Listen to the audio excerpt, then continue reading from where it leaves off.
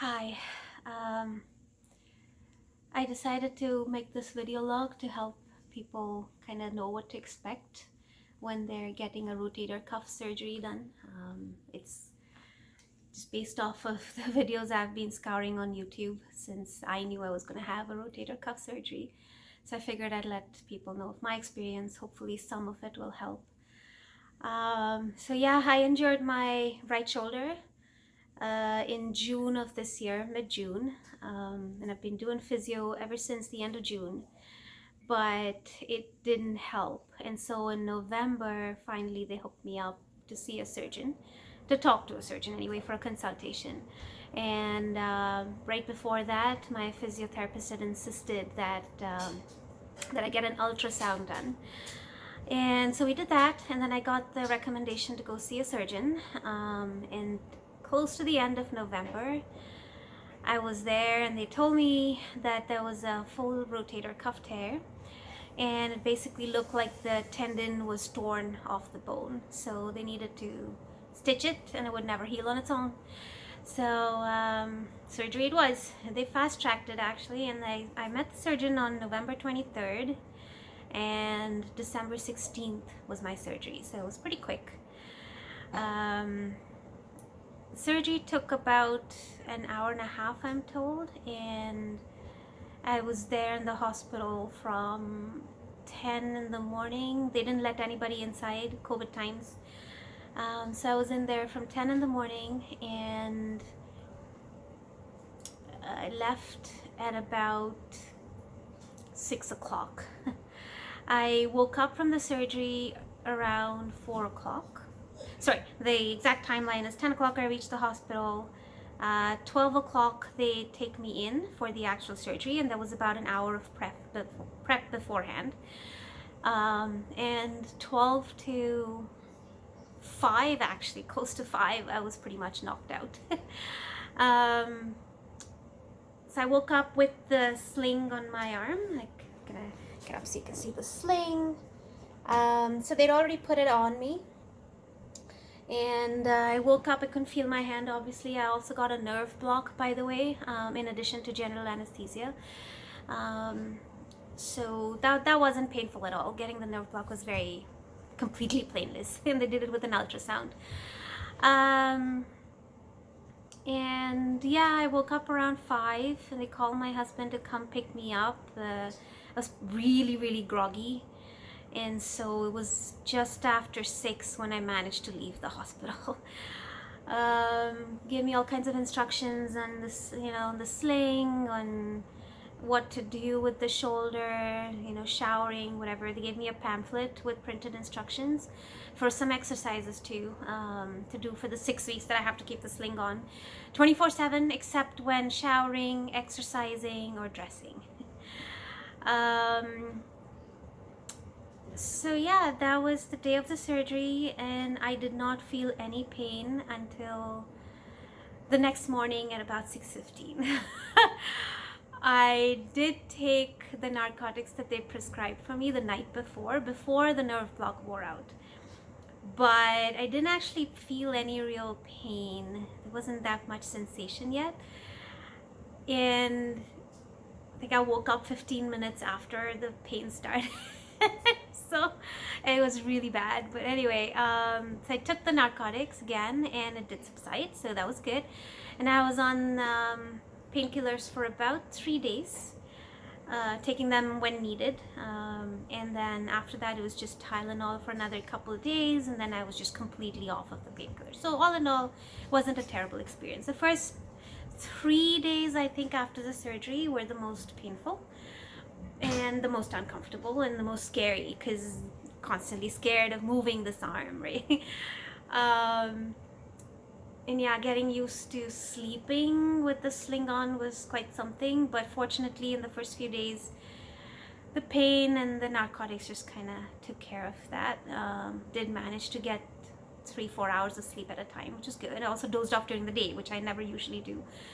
So about 4-5 days maybe, and I was totally off painkillers. And so I got the surgery on December 16th. Today is the 27th, so it's the 11th day. a week and a half after my surgery. I'm feeling all right. I am not groggy. I'm not on any medication. I've finished all of my medication. I'm done.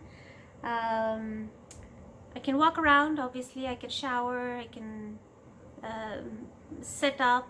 I take my sling off to exercise. Exercise doesn't do the physiotherapy exercises that they recommended, and there's only a handful of them, and they're really pretty easy. They don't hurt, and it's very relaxing to actually do them, because after that, initially when I started doing them, my elbow wouldn't bend, but I mean it hurt when bending, but 2 days after, it was so much easier to do. And now it's really only the first time when I take it out of the sling, say in the morning when I wake up, that is when it's the most uncomfortable. But then the rest of the day, whenever I do my exercises, they're quite comfortable. What else can I share? But yeah, anyway, so this is another look at the sling. They will put you in one of these. I don't need the thumb strap or the wrist straps or anything. There is this big foam piece, like this foam pad, if you can see here, that gives this little distance between the body and the arm, and that's how it's supposed to be kept, because otherwise there's a lot of tension apparently, and this is where the surgery happens, right? So anyway, I'll pull this up. I'll show you for a second what it looks like. It's really not that bad. It's just these are those little strips of bandages, strips, dressings, whatever they call them, that they put on under the big bandage. So I came home with a big one that kind of covered this entire area, and could take it off a few days after, and that was fine. And this is all that remains, and it's really just a matter of, like, this is probably just dried blood. Sorry, it doesn't look great, but it's really not as bad as it looks. There's a few holes that they've made that I can tell, right? Like there seems to be one here, one here. I think there's one here, and then there's one in the back, I think. So it was an arthroscopic surgery, and I'm told recovery's easier with this kind of surgery. So yeah, you can see the nurses' initials over there. They haven't scrubbed that area hard enough to take all of that stuff off. So yeah, like I mentioned, I can shower, by the way, not baths. I can't take baths. I'm not supposed to be soaking the shoulder. I can shower, dress, not supposed to drive for at least until this sling comes off, because obviously, like, how do you change gears with this thing on? But anyway, I'm not supposed to be driving for 6 to 8 weeks. The sling stays on 24/7, except, like I said, when dressing, bathing, showering, and exercising. And no housework. I can't do anything. There's no lifting with this arm at all. They don't want to even they don't want me reaching for the phone even, so I can't pick up my phone or reach for my phone with my operated arm. Yeah, I'm not supposed to be holding anything. So I even avoid holding glasses of water, anything with any weight on it, right? So and yeah, so I am not wearing, like, this is clearly a huge t-shirt. This is my husband's t-shirt. It's large. It's extra large for me. Or large, medium, I don't know. Anyway, so it's super large for me, but it's very comfortable. I strongly suggest you wear your husband's t-shirts, father's t-shirts, whatever you can get your hands on, something that's 2 or 3 sizes too big for you. These t-shirts are pretty cheap at Walmart too, like $4 or $5, maybe $8, I don't know, whatever, but it was really, really cheap, and it's super comfortable. You really don't need any other clothes other than pajamas and your and this kind of t-shirt. It's super easy to put on. It's stretchy, very easy, very comfortable. So that's one suggestion I can give. The other thing was the surgeon recommended an ice machine for cooling the shoulder. It definitely helped me.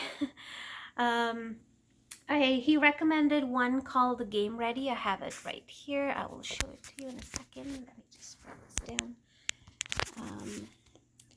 So that's the machine right there, and that's the shoulder pad. I had it on right before I started to make this video log. Oh, jeez. Okay, so there it is.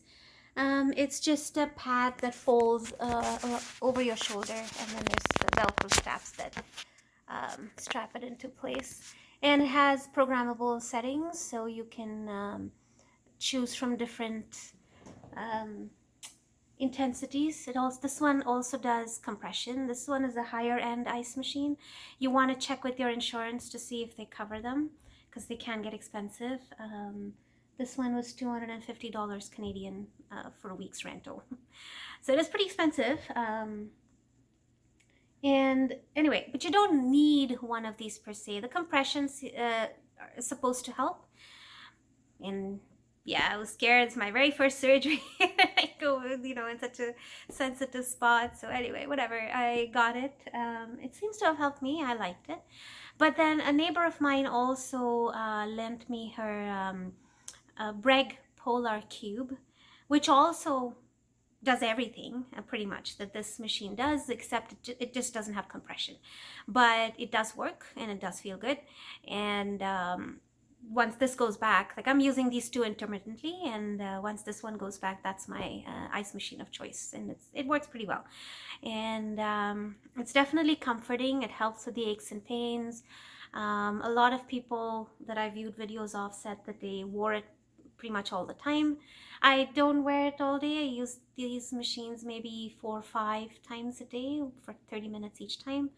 And that seems to help me. I didn't need any more than that, but there's a lot of people who've said they've even worn those pads while sleeping. It does help people sleep, so there you go. Yeah, in addition to the ice machine, one more tip I wanted to mention was the slings can get pretty itchy. So what I did was I just found soft cotton, like fabric, just cotton fabric, and lined as in just kind of, made a little boat of the material and just stuck it in there and then stuck my elbow in there. And it definitely helps a ton with the itching. I'm really glad I thought of doing that, otherwise I'd just be frustrated with the sling. So really the sling is kind of my best friend and my biggest annoyance at the same time. Well, but given I have to wear it for 6 weeks, and it's the one thing that's helping keep my shoulder in the right spot, in the right position, and is supposed to be helping me heal my shoulder and get it back, it's fine. I will deal with it for a bit longer. So 4.5 more weeks to go. Shoulder's better. Just need to be super careful not to irritate it, not to, I'm not supposed to be pulling my shoulder back at all. Like my arm shouldn't go back behind my shoulder, so during exercises I have to be very careful. It's just, I think it's more nervousness, just trying to be extra safe. It's really easy apparently to re-tear your tendon, and once that happens it may or may not be healed. I don't know, but I don't even want to find out, so I'm gonna try to take it easy for the next 6 weeks. So yeah, that was the recap for post-rotator cuff surgery. It's really not as bad. I mean, there's nothing to be scared of. It's arthroscopic. You saw the incisions, like really those are just strips. They look way worse than they look. The incisions are really small. And really the pain is just a matter of a few days and it's done with. Then the recovery is long, but it is what it is, and hopefully I'll get my arm back. Yeah, when I first found out I was going to have surgery, I was pretty nervous, but knowing that it was going to happen and when it was going to happen and what was going to be happening, like the surgeons did take some time to explain to me what they were going to do. Did sound a little scary, but once I was in there, it was smooth, and yeah, a week and a half later, here I am. Sleeping all right. It's a little uncomfortable. Oh yes, sleep. Strongly suggest sleep on a recliner. It's much more supportive than the beds, and you don't need to adjust like a million pillows to get that wedge effect. You need to sleep with your back a little inclined. They did tell me that I can sleep on my back as well and put a pillow under my upper arm for support, and sleep on my side, the non-operative side, with pillows to pad up, like to give the support to the operated hand, so you can rest on those pillows. But it's a fair, like I've tried it and I'm still not comfortable sleeping in the bed. It's a fair bit of juggling with the pillows and which pillow works well, which doesn't. I still haven't found any pillows that work for me properly, but maybe it's just too early. So I'll try again in another couple days, but for now, I'm going to continue what I was doing, which is sleeping in the recliner.